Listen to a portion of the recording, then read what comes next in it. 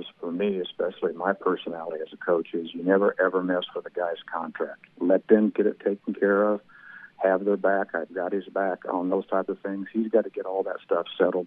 So now, boom, you get back into our setting, and now we're ready to roll. And he knows that.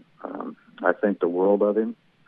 I've had a chance to coach a lot of really good players, some that are already in the Hall of Fame, and many others that's going to go in the Hall of Fame.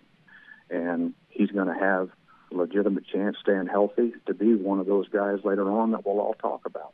You know, I want him to feel good about being here. I want him to feel good about everything that's going on, and he knows when he gets inside the doors and inside the White Lions with us, you know, there is a chemistry that's outstanding. And in all honesty, I've been through this before, you know, with other players, all that kind of stuff, and that you can't get too emotional. I can't. I've got to stay level-headed with that. I'm hoping everything goes well. I love coaching him, and I got his back. Gregg, given his draft position, Gregg Williams did not have the kind of rookie year that a lot of people expected. I'm wondering, from your perspective, how much better do you expect him to be in year two, and specifically where? You know, I expect, and that brings a great smile to my face, is that I think people are going to see a big jump in his production and in his play.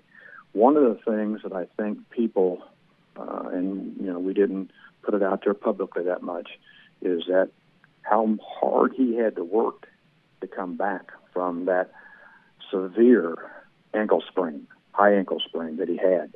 And that's not easy. When you're a grown man that's 300 pounds plus, you know, and supporting yourself on the ankle, that's not hard. And he fought through all that.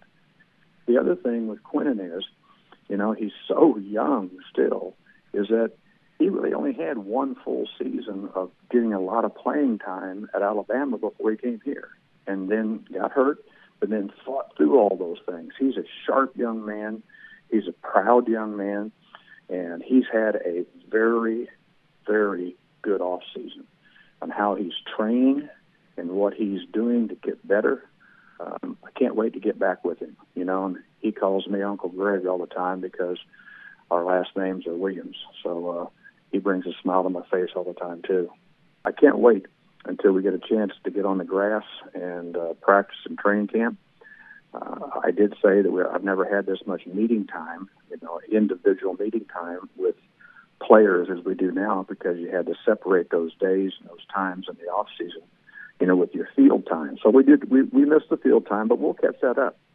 You know, I smile and I look back in the late 80s and the early 90s when I got in the National Football League.